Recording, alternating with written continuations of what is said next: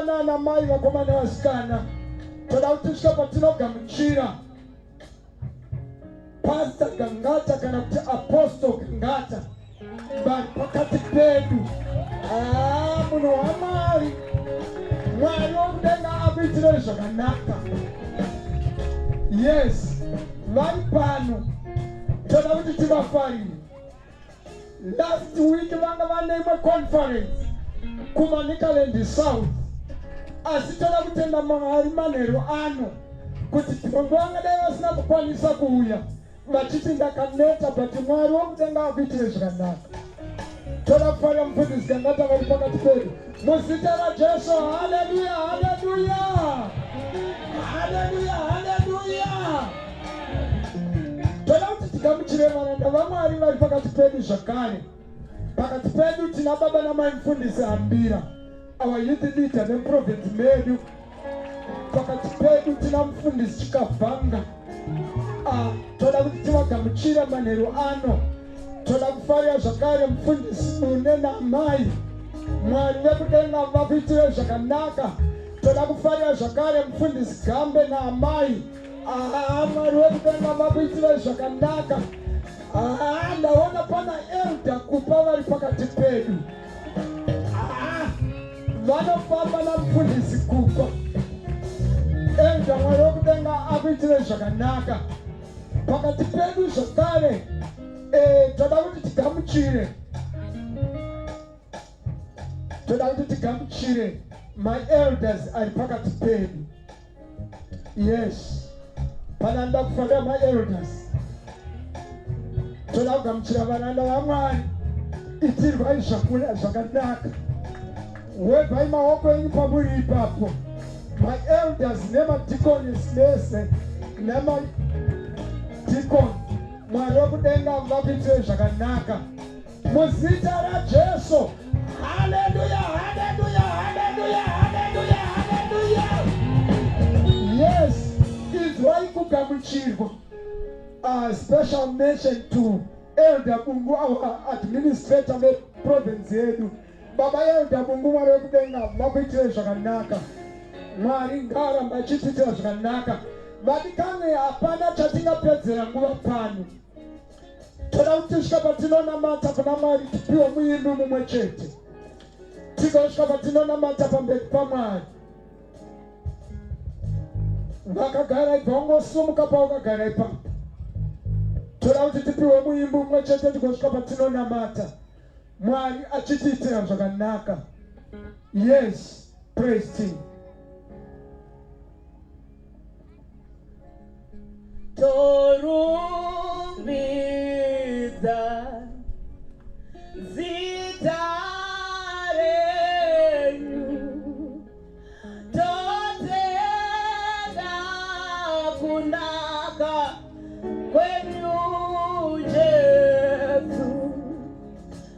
Torumbidza zita renyu, totenda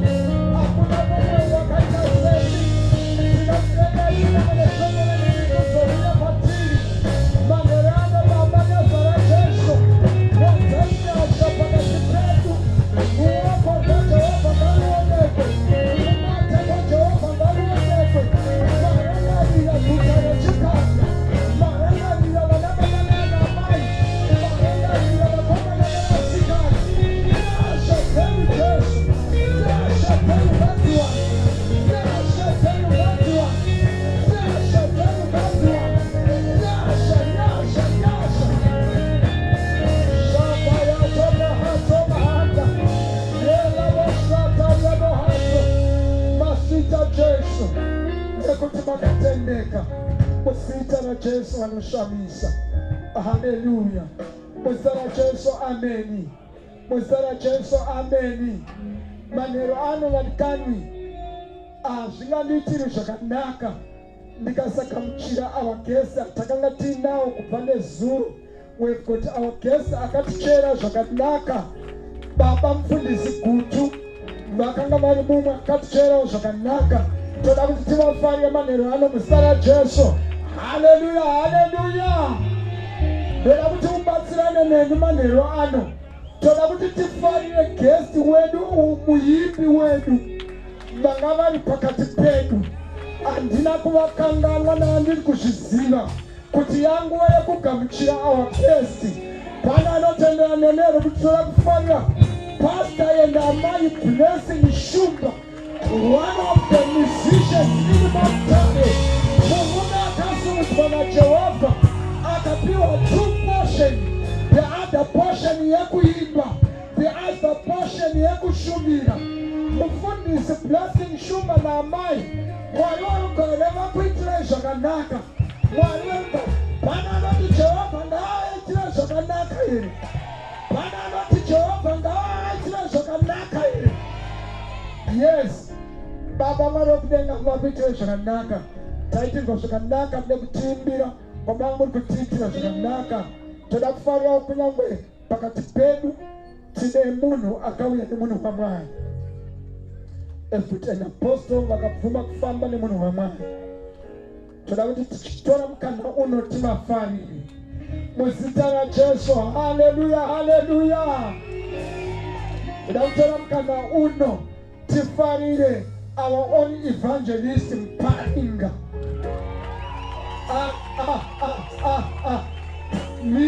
Mira kutaura kudaiso, kutaura kwandikuita kudai. Inda pane inonzi AFM TV pa Facebook pako. Woenda pa page rakanzi Pastor Aramukara pa Facebook pako. Wozoenda pa page yakanzi Evangelist Mparinga. Ipapo inda unokanda netikunonakidza twese. Toda kuti tifarire mushumiri anozikanwa afamba nzvimbo dzakasiyana-siyana, ari kumira pamazuva yedu. Toda kufarira nokugamuchira Evangelist Mparinga. Vauya vazotora mukana uno. Ombera maoko manheru ano. Ombera maoko manheru ano. Ombera maoko manheru ano. Ombera maoko manheru ano.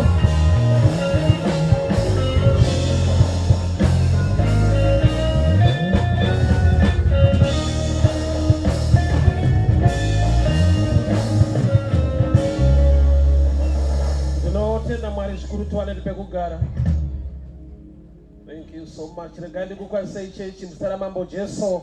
Amen. Regai tende Mwari manheru ano tasanganiswa zvakare on our second day tichinzwa kutaura kwavo. Regai ndipe ruremekedzo rwese kutungamirira the board of elders. Ndiremekedze varanda vaMwari vari pakati pedu. Ndofunga vazhinji takwazisana naye. Zvakanaka. Ndiremekedze the visionary mfundisi wedu Baba Namai Mugari. Mstara mambo Jesu. Amen. Muverengi aripo here zvakare nhasi. Muverengi munogona kusvika pano. Acts chapter 28. Acts 28 from verse 1. Acts 28 from verse 1 up to 5. Mabasa aPostoli chapter 28 kubva paverse 1 up to 5. Tichaverenga shoko raMwari kubva kuna Mabasa aVapostori chapter 28 kubva pavhesi ya 5. Asi iye wakazunzira chikara mumoto, akasanzwa kurwadza.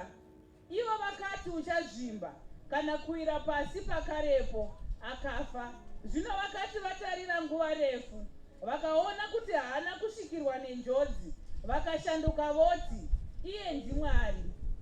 It's all right. God bless you. Father, we thank you for your word to speak to us tonight. Shoko renyu rititsiure tidzidzise kutigonesa muzita raJesu Kristu weNazareta. Amen. Nyaya iri pano kumahombo kwayo ine chekuita na Pauro ari kufamba rwendo nechikepe So they suffered the shipwreck. Chakaparara. They managed to swim kuenda pa island yaiva close yanzi Malta. Ipapo vakagamuchirwa nevanhu vepo. Bible notes they showed us kindness.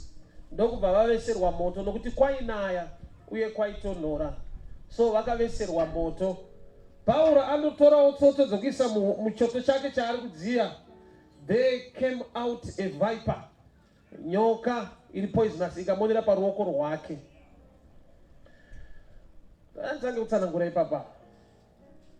Vaveserwa moto nekuti vanhu vane rudo vari kuvapa a welcome. Kuri kunaya kuri kutonhora. Kuveserwa moto kuratidzwa kugamuchirwa nekudiwa uye nekupiwa chinhu chiri so important panguva yekutonhora. But Bible note because of the heat nekuda kwekudziya kwaitika mumoto, a viper came out. Iko kuveserwa moto kwakanaka, but it's because of the heat a viper came out. Chaita kuti vafarire kuvapa moto vari kuda the heat. Saka pane chavari kuda which is the heat. Chavasiri kuda inova nyoka yakubudawo mumoto ichienda paruoko rwaPauro also because of the heat. Zoreva kuti chiri kudiwa chiripo, chisingadiwe chiri kuwanikwa muzvinhu zvavari kuda. Maybe ndikadzokere kumashure ndishana. Acts 28:2 inobva yati the people showed us little kindness, they kindled the fire and received us. Because it was cold and there was rain, Paul gathered a band of sticks and laid them on fire. They came out a viper because out of the heat fastened on his hand. Chiri kudiwa kudzirwa. Saka moto waveswa, rudo ravaratidzwa.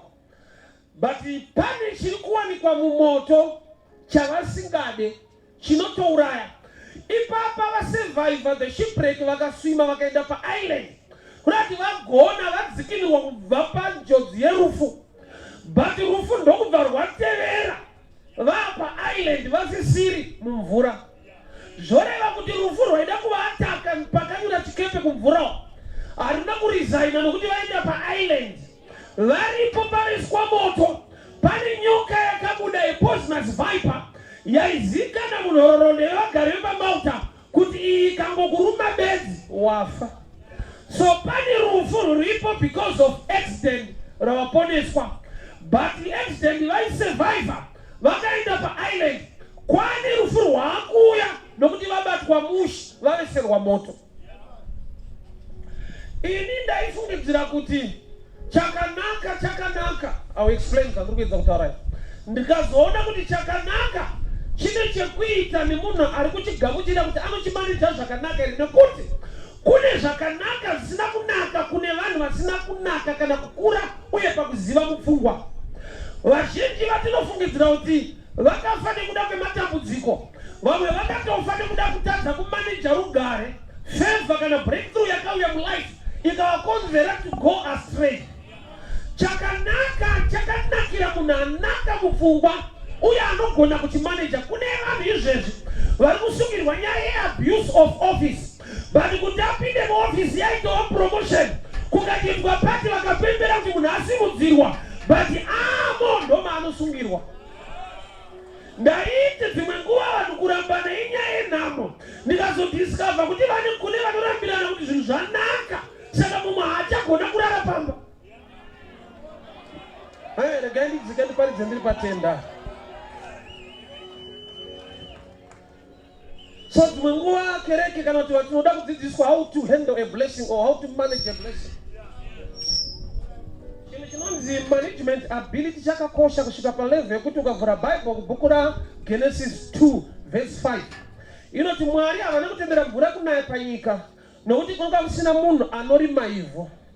Kureva kuti mumunda garden riripo, but kana pasina the gardener, Mwari vanosunga denga kuti mvura regira kunaya. Why? Purpose ndeyekuti rive garden. Pakashayikwa garden anoita take care, the garden will become a jungle. Miti inotoda mvura mumunda, but kana pasina anogona kuzotrima nekuchengetedza munda wacho, plani kana kuti purpose yaMwari inorasika. Saka denga ranga rakavhara, there was no rain. iye Mwari ariko, zvirimwa zviriko zvinonita mvura, but Mwari vave chikonzero. There was no man to till the ground. Kureva kuti number one problem iri muBible yakaitika mugarden kushayikwa kwemvura inonaya, nekuda kwekuti kuri kushayikwa mhando yemunhu anochengetedza bindu, which means management ability was a number one challenge in the Bible. Yakakonzera kuti denga risunge. Saka uchiona paunoda manda kuti Mwari ndikomborerei, tsitsi vanadzo, rudo vanarwo, makomborero vanawo, but kana usati wakura to manage the blessing can be a downfall. Vabereki tine vana, mwana akakumbira kana tine zvipo zvada kumupapasa kuchikoro, haumupe mari yawinayo, unomupa ine chekuita nezera rake. Haupiwe prodigal son paakabva pamba achienda kwaakaenda, chinhu wani chaakaita anga ane bhegi, saka akasiya mombe nekuti mombe haikwane mubhegi. That's why Bible richiti paakadzoka akaurayirwa mombe, haana kupiwa zvese, akapiwa zvaanokwanisa kutakura.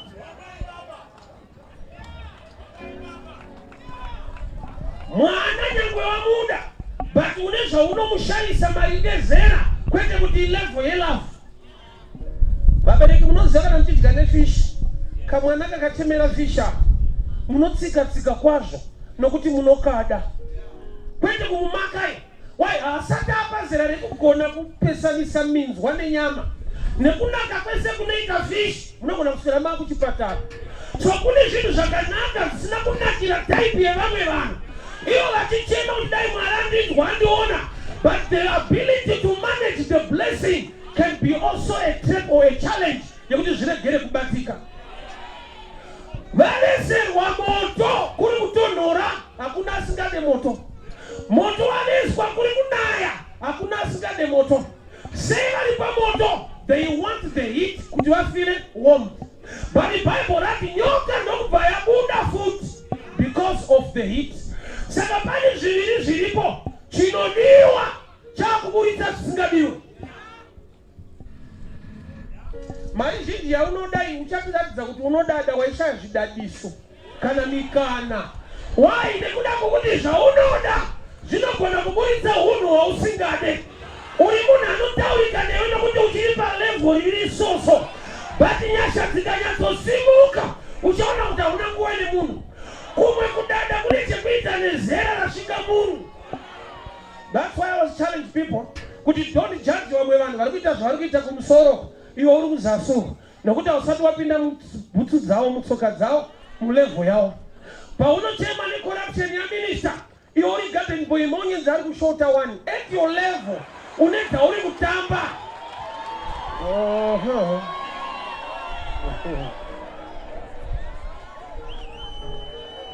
Izvezvi une kapu yekubasa, kwete kuti wakapiwa kapu kubasa. Ndiri kungoti une kapu yekubasa.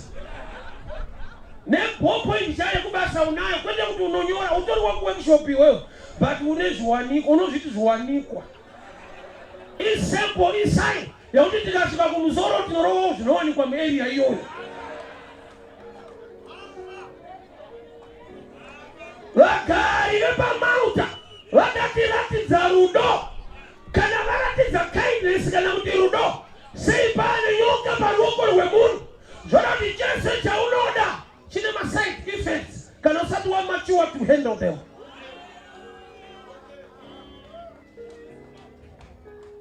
Zvaunoda zvine nyaya, zvimwe unozvida usati wamo, and unofunga kuti hazvina nyaya. I've got a young brother, I got married so early at 20.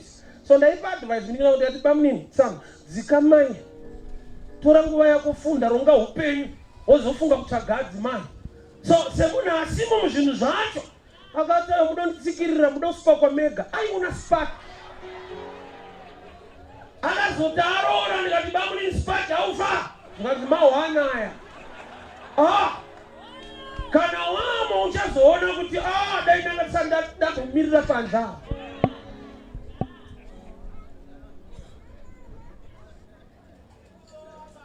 Uyu waunoda ndiye akukonzera BP yawina wani. Haana kuya chiti chakupa BP, akati I love you, I miss you. But nansi uno chaunoda chakaburitsa nyoka yausingadi. prayer request yako haisi kurorwa ndekunamatira chakakurora kuti chiite mushe.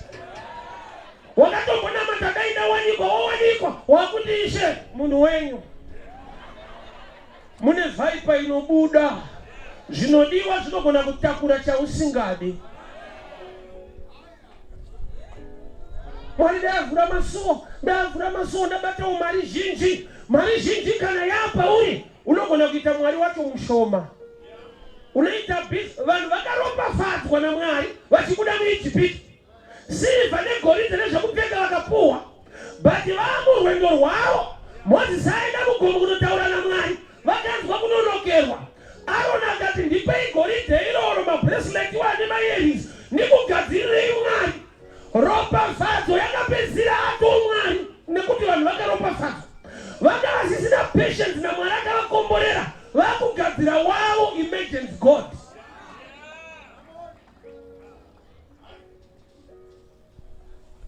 Saka dai vasina kupiwa goridhe kuIjipti avaigadzira chimwari chegoridhe, nekuti goridhe ravari kugadzirisa chimombe chavanonamata vakapiwa naMwari. Iye Mwari ati ndakomborera vanhu vangu ndopaanga kutoshaya vanhu nekuvakomborera.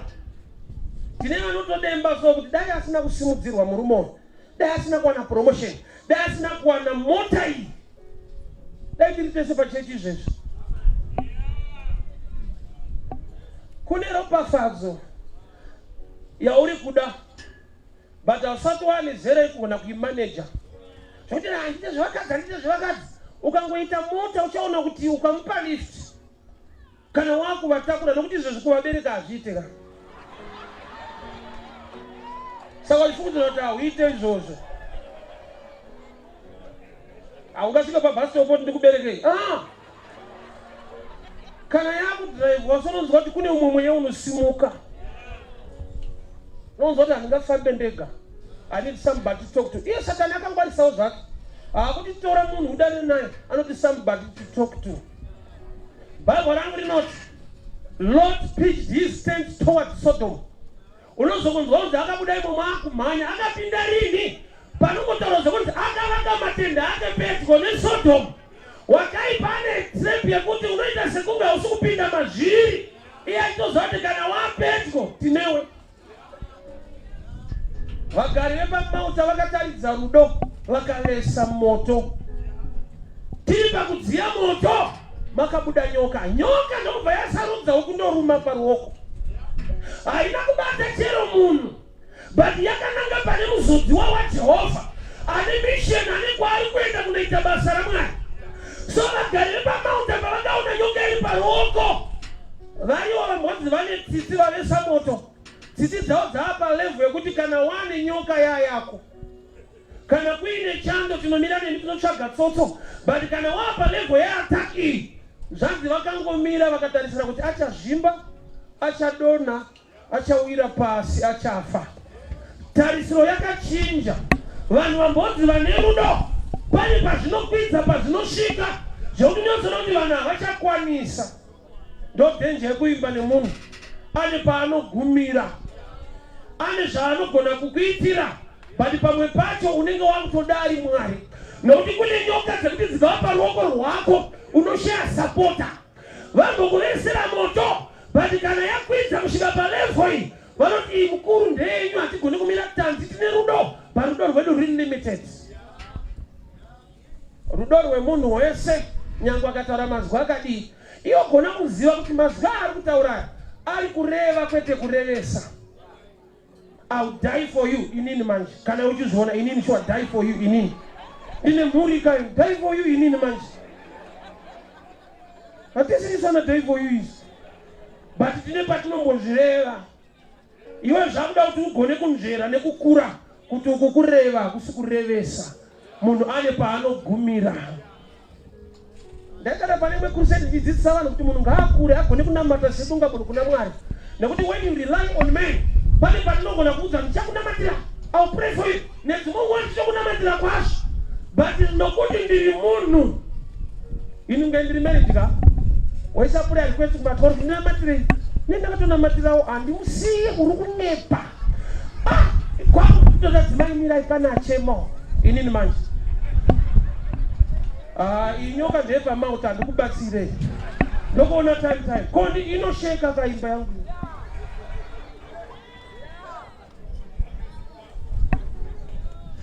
Moto ndinogona kuvesa. But kana pane zvabuda imomo. Pane nyaya. Waleta counseling zema marriage counseling officer. Uchienda kuoffice kwake ane manotsi anokupa. Murume akauya anobatwa zvakanaka anoremekedzwa anokiswa wako hachauya. Zva beyond manotsi. Aunobikira dzoka wako hachadzoka. Unokisa aripo wako hachauya. Yako inenge yarazaro yekuti anoda Jesu kumushedza. Nokuti pawakabvira kumuti dheti dzoka yahanzwe. Samanotsi unoawana kuti life is so dangerous kusvika palevel zvinogonekwa nevanhu zviripo but pamupati panoda Jehovha kuti akunyure pane chiri paruoko iyi. Vakaresa moto tikadzirwa chiri kudiwa ihit but musemu hit masumuka chisingadiwe. Peter aterera Jesu nyaya iri kutongwa makotsi kwano Pilate zvanzi akasvikawo pane vanhu vakagara pamoto. Kune musikana akauya zvikanzi uyu mumwe wavo.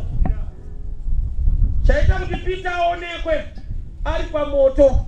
Moto unoprodusa zvinhu zviviri, light and heat. Chiri kudiwa naPeter heat not light. Saka pane chaari kuda saka adziya moto. Chaasingade abva azikanwa kuti mumwe wacho there was also light. Chaunoda chinogona kutakura nyaya dzausingade.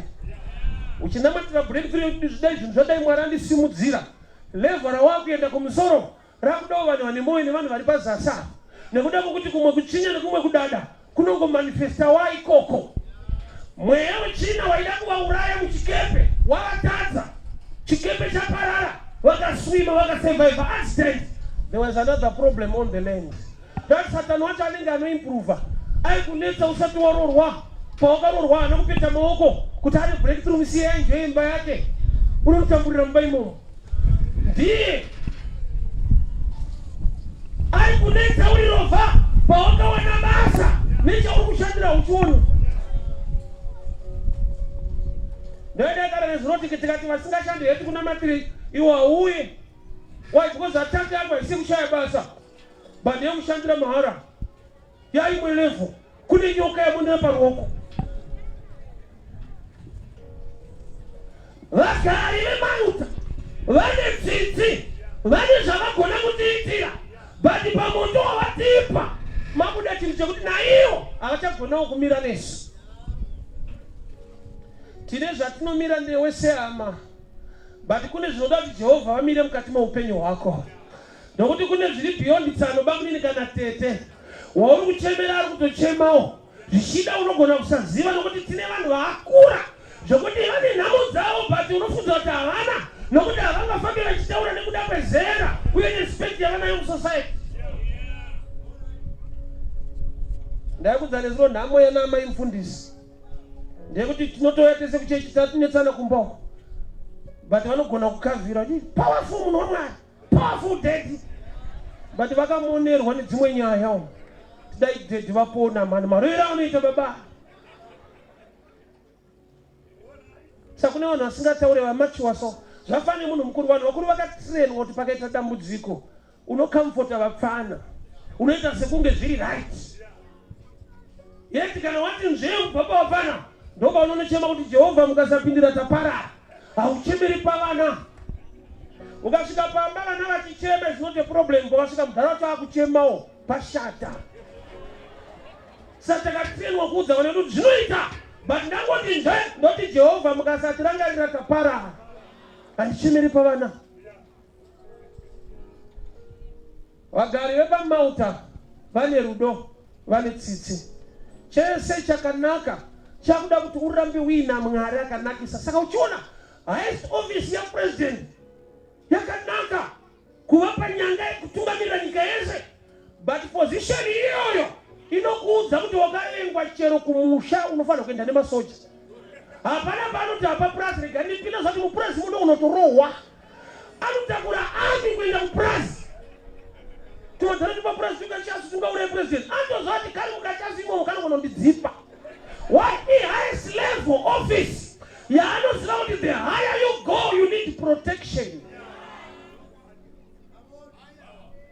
kumwe kusina threat. Sachona kana sabhuku agaidwe kana kansela agaidwe andoudza vanhu kunoshandiri kansela here asitombozivikanwa futi. Iofisi but dzane zvoto zvine mazera.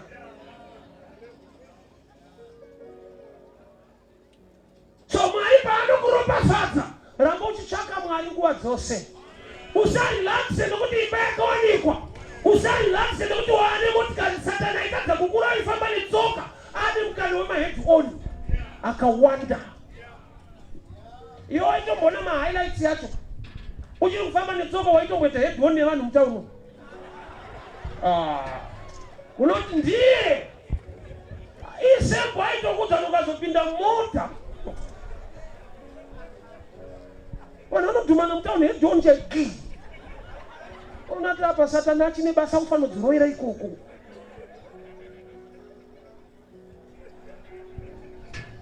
Pamauta panoveswa moto. Moto uri kurepresenta chakanaka chamuri kuda. But mukati imomo mune chisina kunaka chamusingadi. Chakuti kana chapa ruoko rwako vanhu vanosuduruka. Life ine mastages iwayo. Pane nguva yekuti vanhu vanosasita newe, vanotamba newe, vanowira newe. Kune dambudziko rekuti unoshaya shamwari, iwe waimbowane dzakawanda. Ndakamborwara 2005 ndikaenda kudomboshaka kumusha. Hakuna shamwari yakatera.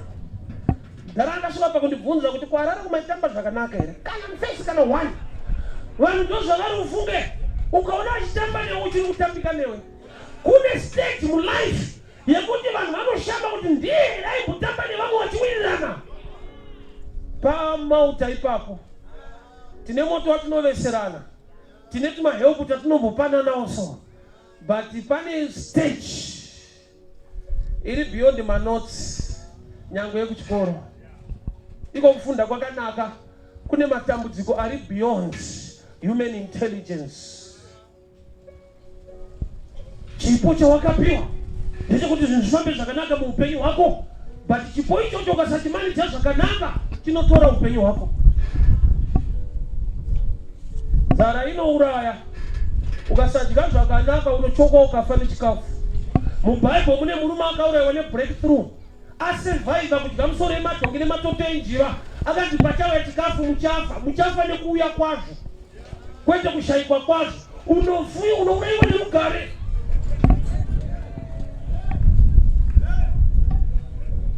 Mumwe chakatomukuvadza kudai haisi nhamo kuwana kwaakashayiwa the management abilities.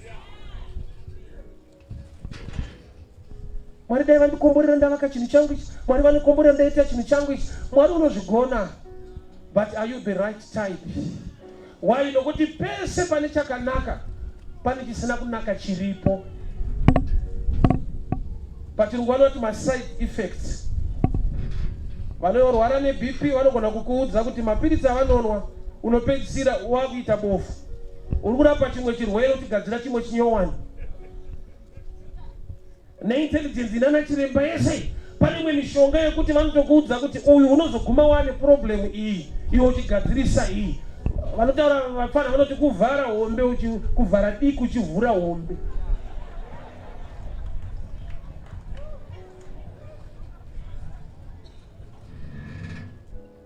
Takabatwa zvakanaka ndopakutanga kwenyaya. They showed us kindness. Moto ndokubva waveswa. Vanhu vachipembera kuti tarata kunyura muchikepe mutara aiti pano. Pane zvinogara pamauta. Zvakatadzwa nemauta ese. Zvavanotaura ese testimony kuti iyi kana yakuruma uchazvimba, uchawira pasi, uchafa. But ndofara kuti nyoka inenge yaita mistake. Type ya rumwa yacho manji. Inoti handiri ndinorarama asi Kristu mandiri. Kurati parumwa type yakafa ikaisa upenyu muna Kristu anogara nemusingaperi. Nyaya ndeyekuti Jesu ngaave mauri. Nokuti zvinorwa newe zviriko, but akakurwira mupenyu. Saka nyoka yakaita mistake haina kuruma umwe tsana. Yakaenda pane akazodzwa. Yakaenda pane akapa upenyu kuna Kristu. ndobva yazara paruoko rwaPauro. Vane zvavaitarisira, achazvimba, achadonha, achafa. Unozara kuti nyika ine tarisiro yainayo pamusoro pelife yako. And by experience, zvinogona kutoitika ukashaya kuexperience nyasha dzaMwari. Ana chiremba vasiri maprofita chaivo vanogona kukuudza ukarwara kuti chirwere ichi in 2 years unenge wafa, especially kana iri cancer. Vanotaura makore kurarama kwemunhu nespeed yekufamba kwechirwere kuti in 6 months uyu anofa, ine hatisi chiprofita, experience yekubasa kwavo. Vaona record yavanhu vanofa within that range time frame. So munyika mune tarisiro irimo. Ukasafunda, ukava dofo, ukararama upenyu hwakadai, ramangwana rako resaninga ari marara. Ukangoshaya Jesu zvakataura izvozvo, zvinoita. Why? Nokuti by experience vazviona zvichiitika mumarombe mazhinji. But chinhu one chinova surprise ukatsvaka Kristu. Ufunge ndiri pano kune zvaitarisa. Ini muklasi ndaiti ndikasimukawo so ndichitaura answer, vanhu vaindinyarira.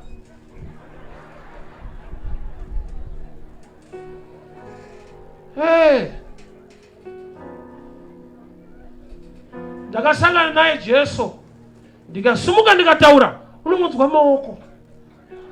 Saka ndakabva ndaziva kuti ndiKristu handisiri ini manje, because type yangu yange isingaitirwe izvozvo. But kune vanga vatopredicta kudhara kuti tsano ava apa hapana. Zvavanotaura zvinoshanda zvikaitirwa munhu asina Mwari. Zvavakataura pana Paul hazvina kushanda nokuti Paul is a man with a difference. Ndauya kuzoshumira Jesu anounza a difference in your life. Tarisiro dzevanhu ngadzishayiwe simba. Tarisiro dzevanhu ngadzishayiwe simba. Mhepo dzinotumwa nevakaipa zvichibva kumisha kwako ngadzishayizwe simba. There must be a turnaround and a surprise. Kuti varume takazviona zvichiitika kuti munhu kana ari rovha kuna imba yaanovaka, but pamurume tiri kushamiswa. Basa akabuda but achiri munyasha dzaMwari, ane zvaari kuvaka nezvinobatika. By experience, vakati you fell down dead. Why? Pane varumwa vakawanda vachiwira pasi. Why? Nyoka ine poison. But Paul arumwa manje ane chino neutralize poison yacho. Kana kuti iye Paul wacho ndiyatori more poisonous than the snake. Nokuti Bible rati iye akarumwa pane kuti iye adone, nyoka yacho ndo yakadona. May God reverse every issue yakataurwa nevanhu muupenyu hwako. Pauri suppose kudona, Mwari ngaakupe simba rekumira. Pauri suppose kurambwa, ngapachatike. Pauri suppose kudzingwa, gamuchirwa. God must make a difference in your life. It's what tarisiro yevanhu iriko, but kudenga kuna Mwari anoshamisa. Kudenga kuna Mwari anoita zvishamiso. Zvavaiseka nekutaura vaingazviite kune vamwe, kwete kuna Paulo akagamuchira Jesu. Inini nyoka iri kundichallenge chinhu one. Ndoti kubhuku raGenesis 3:15 panotaura chituko vanhu vari mugarden, nyoka yakanzi nyoka ichafamba nedumbu, ichadya guruva, but kana yaane hondo nemunhu icharuma chitsitsino. But pana Paulo icharuma gumbo yaparuoko. Indava ichararama maringe scripture zvakataurwa naMwari. Nyoka iri suppose kuruma gumbo ndo zviri mushoko, yainge ipa ruoko. Ukarenga fedha nyaya, ruoko rwaPauro rwanga rune basa. Kuna mambo aigara panzvimbo yainzi Publius airwara, ndiye akanolewa mahenzi naPauro akapora, vakapiwa zvipo zvekuenda nerwendo. Kurati nyoka seyauya paruoko inoruma pane turnaround nedestiny yelife yako. Ndinodeclare semuranda waJehovha, nyangwe ikaruma business rako, Mwari ngaarichengete. Nyangwe ikaruma pane pundudzo yako, budirira zvakadaro. I'm sure nyoka yakaunderstand mystery iri paCalvary. Unosara kuti Jesu ari pamuchinjikwa, mbavha mbiri dzaiva naye dzese dzakagurwa makumbo. Jesu ndiye asina kugurwa eni bhonzo rake. Why? Nokuti pavakasvika paari, Bible wrote he was dead already, which means he was not killed. Because matsotsi haana kusimba kudarika Jesu. Matsotsi akatogurwa makumbo kuti vakasike kufa kwacho. But pavakauya pana Jesu anga afa nechikonzero chekuti akauya kuzotifira kwete kutifire nyaya dzedu. Iye ndiye akatanga kutora rufu rwacho kuti urarame. So Jesu ari pakati asi kugurwa makumbo. Mavha mbiri dzagurwa makumbo. Asi anopa promise kuno imwe mbavha. Zviro kwazvo ndinoti kwauri ndichange tiinewe muparadiso. Saka munhu ari kuenda asina makumbo handitika. Nyoka uku yakaudzwa kunzi ucharuma gumbo. Saka nyoka is the devil. Satana aziva kuti ye gumbo haishande unoruma chinosara. Munhu kudenga anoenda gumbo risipo. Saka taakuruma maoko anorepresenta zvaunobata nemuupenyu. Saka uchiona nanhasi hakuna dhimoni rinoti munhu aende kudenga. Dhimoni rese rinoti arorwe, haavake imba, haachate, haabudirire. Hakuna dhimoni rinoti hapinde denga. Tinaye hapinde denga. Madhimoni haataki kwauri kuenda, anoataka kararamiro. Because kuenda unogona kutoenda usina gumbo. Nokuti kune mbavha yakanzi tiri kuenda kudenga makumbo abviswa. Jesu haana kuti ndaakudeclare munhu anadzorerwa makumbo ako. Jesu ari kuti even wakaipa akanzi acharuma gumbo, acharuma zvinosara. So deliverance paini kuti ndakaunderstanda. Madhimoni hakuna rinoti munhu apinde denga. Vandoziva kuti yedenga yachoice ukangogamuchira Jesu waenda. Yekuenda kudenga kwakatoendwa netsotsi. Saka the devil andoziva kuti kana munhu akatsotsa vanhu sei, mukana wokuenda uripo akati Ishe pindai mumwoyo mangu. Ari tsotsi kudaro anotoenda. Ende Ishe vari ready kutoenda naye. Saka yakuziva kuti ndaakuruma maoko. Maoko anorepresenta zvaunobata. Life yaunorarama. Magias life is what you do. Akazodza musoro namafuta, mukombe unofashuka, mukombe uri kuruoko ikapu. Saka the devil ari kuataka the cup, the source, the business. Haachataka the anointing, but anotaka the overflow. Church ndinzwe. Yakadamburwa makumbo but Jesu akati tiri kuenda. Saka nyoka iri kutoziva ndikaruma gumbo rake handina zvandaita. Munhu akagamuchira Jesu kudhara. Ndaakuruma zvinoita kuti vawane zvinovabatsira parwendo rwavainarwo. So the devil is after mainly your life. Pano panapa. Yekuenda kudenga akainzwa kuti aiwa iye ndiye akasiya denga rake akauya pano akakufira. Hausiriwo unofa, wakatofirwa kuti uende ukatenda mari. Saka yaapo ndeyekuti iwewe wacho chiona nhamo pano. Kana nhamo yanyanya ucharamba kuti kudenga kuna Mwari ane tsitsi. Ndamonzwa mumwe achira mufundisi munotinyepera kuti Mwari anotida zvakafanana seupenyu hwedu hwakasiyana. That's a good question. Chinoita kuti upenyu husiyana achitida zvakafanana, hatimude zvakafanana. Madire edu kwaari akasiyana. Indaiti munhu akauya kuchechi anoda Mwari, gamba zvinodiwa nevanhu zvakawanda. Nokuti pandakakura ini pandaitoenda kuchechi ndine musikana wandaitevera kwete Jesu. Jesu ndiye aitoziva kuti tsana kutsvaga munhu wawa kwete inini.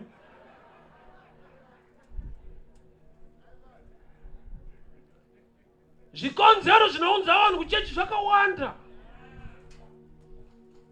Mumwe ndekwokutandarira. Because hanhu aende kubhausa anongowana paanongokwanawo musociety. So I remember mwe musi ndichibva kuonight prayer pandaigara kunonzi kuwadzana. So ndaipfuura nepane bhawa. Kune muchinhu akandishedza pabhawa zvakanzi achiudza umwe kwatizivaraidza. So paridza mutaundi kuna festo. Ende dzinotivaraidza. Vanhu vari kutovarairwa ndichishumira Kristu akumana. Pane kutoti vapone vanhu vari kutandara wena. Hanzi baba unonoka kubasa tsano vanotapira manja.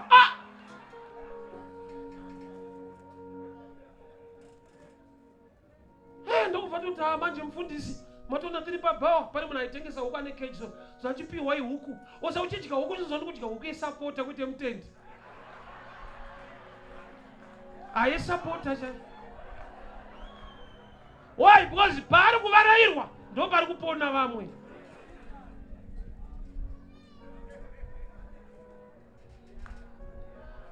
Wakaipa akamusiya ari kusaidhi rekunakidzwa. Saka ukamona uya achiombera maoko, entertainment haisi empowerment. Moto ukaveswa apa bude zvaunoda chete. Zvaunoda kuva nemunhu waunodana naye, zvausingade kumupa zvikwanisiro zveupenyu waunodana naye. Wasauchana mari muri wausiye but unototi mukadzi wangu. Kurati une zvaunoda paari, haudi zvaanoda mauri. Anonetsa. Ayo ipackage iri double baba. Anochengetwa uye anodiwa. Yonongoda love chete. Ndomana dai osawa komana venda ngavaite research. Mukomana akato approach amsa isa kusaziva problem iripo. Zvinoita kuti we address nenzira isiyo. You must know the root, the real problem. Mukomana kana nemsikana aiwasiyana nena una mari. Anotsvaga mumwe musikana. Tsvaga basa hanza una mari kwete kuti una rudo. Ko inda haunzwe shona iyo. Hauna kunzi hauna love, hauna mari.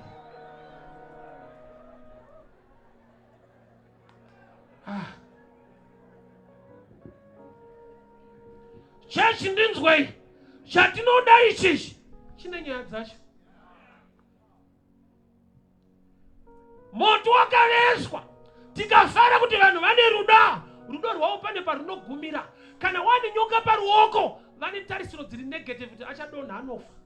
Ende vamwe vakatanga kutaura zvaimboita sekunge vanoprofita kuti nyangwe murume uyu apona pachikepa. Justice yaramba. This man is a murderer. He was, but they are bringing up the past again. Vanhu vakanganwa nyaya dzako. Mwari chete ndiye anokanganwa. Saka usabatikana kuti nanhasi watinoita nyaya iyi ndakasangana nemunhu izvezvi ndane 47 years. Ndakabva ku level ku 1994. Mugrupu randirire kuchikoro kuna asina kukangana akandiremembesa pandakatadza spelling accident ndiri grade 4. Vanhu havakanganwe kuti but iwe unomakisa accident wakatoitadza. Iwe ndani muzukuru kai? Havakanganwa wena. Kune vanhu vane nyaya dzako. Kana dze grade 3 vanadzo. Ndo panoti munhu anotokanganwira ndi Jehovha.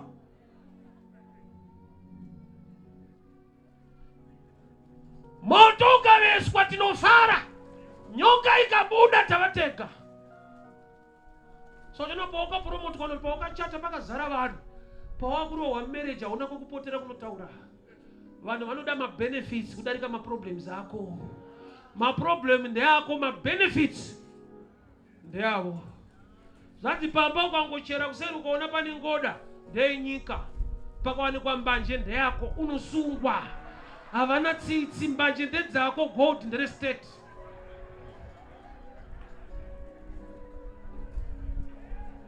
Havashandi vachidaro. Zvakaipa ndezvako, zvakanaka ndezvenyika.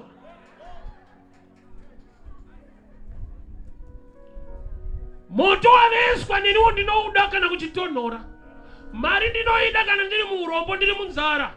But ndakufanirwa kudzidziswa nekuudzwawo kuti tsano kana maanayo Mwari ada kuramba achinamatwa. Unoshayira Mwari time nokuti wakaropafadzwa. Kwete kuti unotambudzika. Aiwa, you are now too busy ne blessing. Ropafadzo inogona kuva trap ku downfall.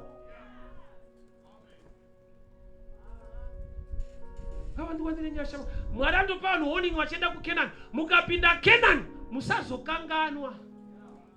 Why? Because kukanganwa kuriko kana zvaita mushi. Zvakakufambira zvakanaka unokanganwa kuti unopinda paBheraka. Unotsvaga imwe yekutauni. Kwarara uku kune ka syndrome ikaka. Munhu anodrive kubva kuchechi iri paseri pemba yake yaanopinda yacho. Unonzwa mweya wetauni so. Mota yakanaka yapo zvinhu zvabuda musha. Unonzwa kuti kune chechi type yako. Iyi ndeye emergency kuti uri kumaraini kunoko. I have seen people vanatakwa nezvinhu zvakadaro mulife. Muchitozani baba ataipinda nawo kungosumuka mbichana. Anonzwa anointing yacho inenge nekatauni mstereke so. Marini zvainokuudza. Aone kana English inenge yakubuda so.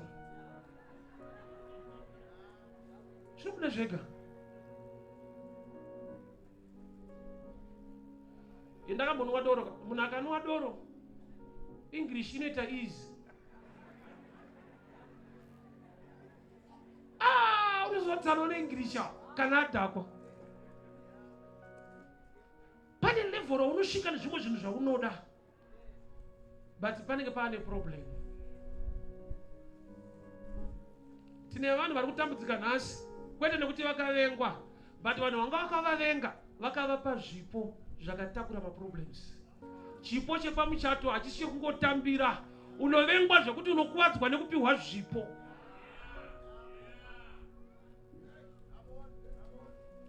Kudiwa chaiko kuri dangerous.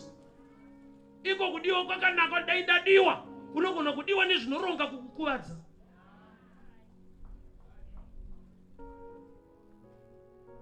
Zvakanaka tinozvida, dai takura taramba tichitya Mwari nekutsvaka Mwari, because blessing pachayo can be a trap to your downfall. Breakthrough can also be a breakdown.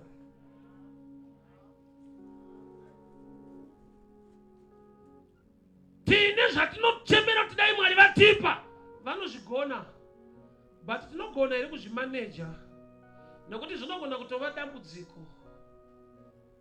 Dai chechi yakura, dai nesuwo takura muchechi imomo.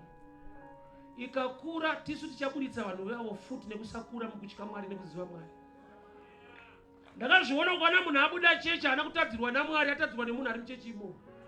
Mwari atadzire vanhu vanotadzirana vachisiya. Chinhu chikakura chinotoda futi management ability. Pane knowledge neimwe favor yaunotsvaka muna Mwari. Why? Nokuti kana nyoka yabuda vanosuduruka. Abhuroka uone zvati kutaura izvi. Izvezvi munomamutare chaimo, une hama dzakawanda, but hauna kana one group rehama rauri. Hausati wane mari, kwete kuti hauna hama. Ingoita mari unonzwa kuti Eded, wakadiko muzukuru, Eded, wakadiko muzukuru. Ana sikuru wakawanda muchikanga muno. Varimo.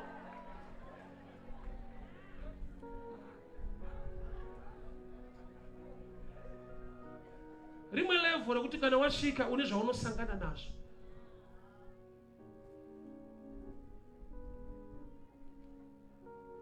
Funda kwakanaka, but kune imwe fundo inokusvitsa pakusada Mwari nekupuruvha shoko raMwari nekuripikisa nekudii, kuri kufunda ikoko. Sachiti umwe udofo hwakanaka unokubvisa nharo dzekusatya Mwari, nokuti kune kumwe kupuruvha so. Kuziva kunopinda mauri kwekuti nekunamata kwacho hauchanamati. Une mafacts ekuudza vanhu kuti hapana zvishande. Hako Mwari sei zvakadai zvikadai. Ngwarira kuti wakaipa anogona kukuataka nemoto unodziya. Izvo zvakada kutokuuraya chiri nyore kukutendera kuti upromotwe. Wapromotwa, wakuofisi yekumusoro. Uchadana nashefu kumusoro ikoko. Izvo zvinonetsa kuti vabve kuofisi yekumusoro adana newe pazaa. Pauri kuenda wakatomirirwa. Kwete na boss nechikomba chinonzi boss. Ausapane paunodemba promotion so life. Dzimwe nhamo dzine vanhu moto wakaveswa waitodziya. Unosvika pakudemba kuti ndakariwanirei basa pakampani, nokuti pawakaona basa ipapo ndo pakatanga dambudziko rako rawanaro nhasi. Chakanaka china kunaka kusvika wanaka mumusoro mako.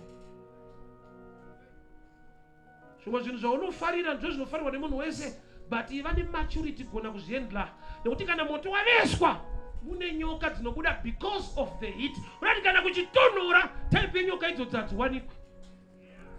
So kune madhimoni anotamira kana life yakudziya so.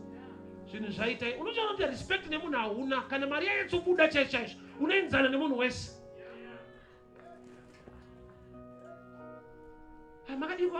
Makadiko wakuru simudzirwa woone, unoshandisa kuti takaenzana pano. Une maonero aunoita kana wapa nerimwe level. So kana zvinonetsa kuva humble kana wakumusoro. Because you have what it takes. Hauna munhu wokubhega nekukumbira. Ndinotya munhu ari kumusoro ukanozvininipisa, ndinomutya. Nokuti pamwe pacho kuzvininipisa ngatiri kuitawo hakusi kuzvibata, kutobatwa nesituation. Zvikatambanudzika musha hauna bosi kumberi kwako. Noshanda bishop okuita sei nemabvi ndinopfugama.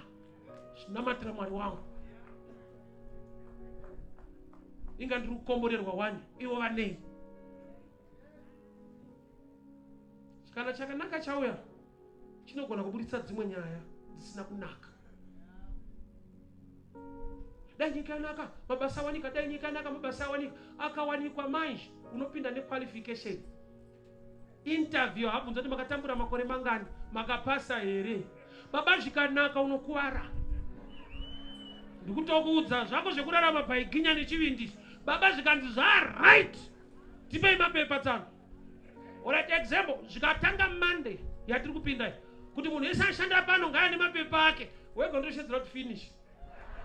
Audi kuprofita wewe ndozati zvadhakwa. Wakapinda zvokudzwa munzee unzi wapano kai.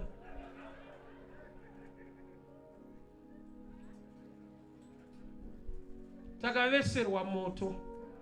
Kudziya kwakanaka, but kune nyaya dzirimo. Vanochaira vanoziziva kuti munhu kana aine hope zuva rakubuda kuseni ndopanonzita maiti kakudziya ikako unorara uchichaira. Yeti kudziya tinokuda but kwauraya vazhinji. Takaveserwa moto. Because of the heat, a viper came out. But chakanakira nyaya yacho yakaenda paruoko rwakatenda kuna Jehovah. So pamatambudziko ese ari kuya against your life, greater is the one inside than the one in the. Ungavashamisike kuti zvauraya vazhinji zvatambudza vazhinji, but munhu werudziyo. Osa Jesu paakafa paakanyararidza dutu remhepo ari mubhoti, vadzidzi vakabvunzana kuti what kind of a man is this? Wokuti kana ataura gungwa rinonzwa. Church ndinzwei, ruoko rwaPauro harusina munhu ndi Kristu arikurarama muna Pauro. Zvaitarisirwa pamauta hazvina kumanifesta. Randaendarama neranhasi chiri kutarisirwa nenyika ngachiregere kuitika. Zvinodiwa naJehovha ndo zvinofanira kuitika muupenyu hwako. Vakakudzinga basa vaine zvavakaudzana pawakabva kuti ari kuenda kumushambira imuone. Renta anoibvisa nei? Uchava kaimba. Tarisiro dzevanhu ngadzinyadziswe. Mwari ngaatore mbiri pasituation yako, pavaipa yaruma marriage yako. Mwari ngaatore kuremekedzwa kwake. Daniel wakashaiwa mawitness kusvika akakandwa mugomba reshumba pasina ari kuti aiwa chinda right. Wakashaya mawitness. Shumba ndokubva witness kuna mambo kuti uyu kana auya muno haana nyaya, mukatipa vane nyaya tichakuratidzai. Daniel wachibuda kune timu yakapinda. Bible roti isati yasvika pasi yakarohwa ichiri mudenga. Shumba dzakava mawitness mulife yaDaniel. Kune chakanaka chisina kukunakira. Samson trap yake hombe akapiwa assignment uraya vaFilistia, but iye ainoda mumwe kuvaFilistia. Aiona chimuFilistia chine maeyeshadow nemadimples ochibatirira, orova mamwe maFilistia ane chimuFilistia. Wani ichocho ndo chakashandwa nacho kuti tsana vatida kuvasota. Osa ndo danger kuti kumaFilistia kune chimuFilistia. Sa shoko parinotiregera kuita izvi zvaunorambidzwa zvacho unoona kune chimuFilistia chine maeyeshadow chinonyemwerera. Unokanganwa kuti ndo vaFilistia. Avarume vari kutoinzwa ndikurowe. Unacho chimuFilistia.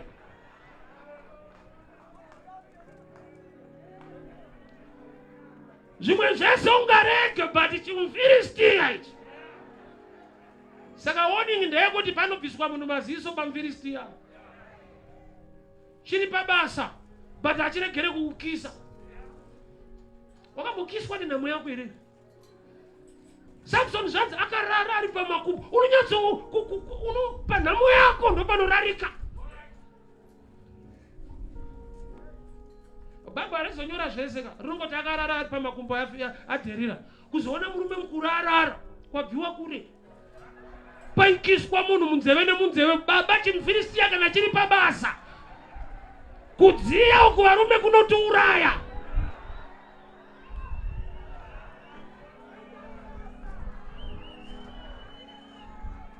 Kunotonhora tinofanirwa kudzirwa, but paakuda kuziva kuti kudzirwa hakuna vaipa here.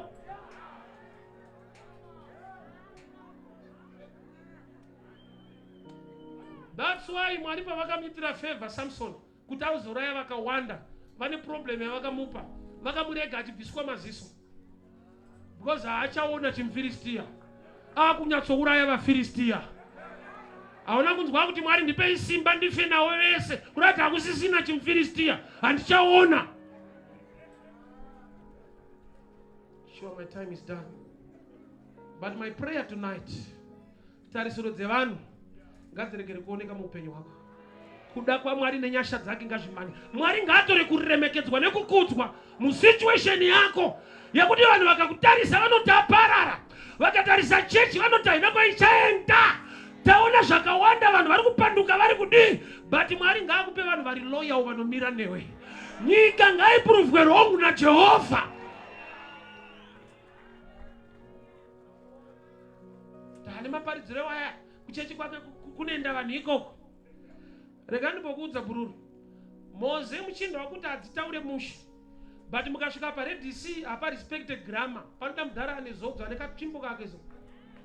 Amukurose neEnglish, munongokurosa nekuti kamudhara kacho kasimudza roko. Ezwa kune dzimwe nyasha dziriko so. Zvakawanda zvizikanwe, but munhu anokurosa zvakadaro.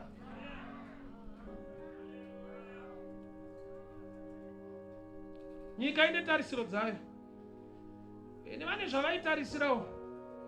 Kuchikoro kwedu tine yatinoita sei kumbosangana munoita kuti makafunda mese munosangana so. Kuri chirungu chanoti nini eni kudii zvokunosangana. Chisikamuka chigemu chiri. Hakusi kufarira notakatiza tese. Kunovhetana kuti wapapi. Baba. Baba. Taenda kunonzi kumazuva edhemo. Every year. Mazuva akasvika kunonzwa vanazvo vane zvinhu zvavo. Ndirikunza 6 packs masausage. Ndirikunza zvakati. Isitongotongoiri kana tava mukati imomo. Tiozikanwa ndeve kutsenga. Asi Mwari haana kuzviregera kuti zvirambe zvakadaro. Vaiudzana kuti ningi ngaapfuure achitora ningi. Kuchirehwa isu titorwawo nevamwe nemota dzavo. Svika Mwari akati hazvirambe zvakadaro kumuzodzi wangu. Ndakutotoka namazuva akwana ndakuchitanga kuti pana wada kutorwawo here. Titore vamwe. Hazvirambe zvakadaro naJehovha, hazvirambe zvakadaro. Hausi wekutakurwa iwe uchatakurawo vamwe. Tarisiro yekunyika ngainyadziswe. Mbiri yaJehovha ionekwe muupenyu hwako. Tarisiro yevanhu ngainyadziswe. They waited and waited. But chakaitika zvanzi nyoka ndo yakadonha kwete Pauro. Iwe hausi kuzodonha, Mwari ngaakuwanire nyasha. Imba yako ngairambe yakamira. Basa rako ngarirambe rakamira. Ndokumbira tisumuke ndinamati. Pakatabosha. You know your situation. Let us begin to pray. Unoziva payakaruma, yakatoruma business. Zvimwe zvese zvinokuita zvakanaka, but yakaruma marriage. Mumarriage macho makaruma relationship yako, yakaruma joy. Love is not there. Kugarisana bedzi. Situation yako ipane area yakaruma. Ende vanhu vanotozoti zvikaramba zvakadai vachasiyana. Ndiri kuda kuti tinamatire dzimwe nyasha dzekuti tarisiro yenyika ngainyadziswe. Mbiri yaJehovha ngaisimudzirwe. So patinosangana ikoko mazuva ano vakaitaura zvavakaita. Pandazobva kuuniversity ndikaita rimwe degree reriya, ndikazoenda kuNetherlands, ndikazovaka imba yangu isataure kweso. Tinongoti ariko anosimudza marombe. Zvamataura kuti munazvo ndinazvowo. Mameno kwamakaenda zvamakanyora indoshandisa rakanyorwa kare. Pane mavhesi acho arimo atakatenda. Vakuru kana mamutenda tarisiro yevanhu inonyadziswa. Ndakuvabohwa mugurupu handitaure zvakawanda, ndinongoudza kuti Mwari azviita zvakare. Pachingopera 1 week Mwari azviita zvakare. Uina Mwari wake atinyanya, and ndichakunyanyai because Mwari wacho hanyarare nevana vake. Tarisiro yenyika ngainyadziswe. Mbiri yaJehovha ngaisimudzwe. Let us begin to pray. Father, we thank you for your word. We thank you for your grace. Every situation yakamonera ruoko rwake, every nyoka yakabata. I want to pray with people. You can come forward. You know your situation. Unaiziva kuti ikashaiwa Jehovha unoparara. Unaiziva marriage ikashaiwa Mwari inoparara. Basa iri unoriziva Maria unotambira shoma. Haina chaingaite asi kune nyasha dziriko. I want to pray with people, just a few people. If you believe God, I want to lay my hands upon your life. Mwari ngaunze a turn around. Let us begin to pray.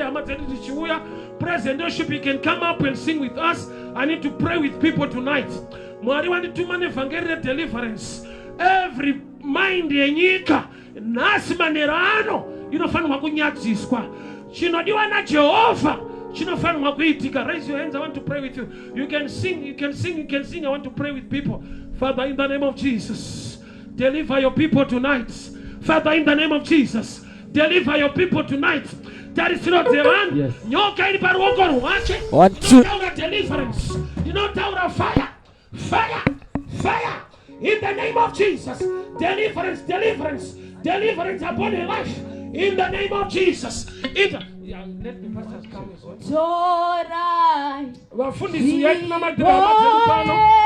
Pastors, I welcome you. Please let's join together. Baba nikuna matalista la Jesu. A turn around. Nyoka yakatuma. Ikaruma basa lake. Ikaruma business lake. Fire. Iwisilamu moto. Nezita la Jesu. Fire. Iwisilamu moto.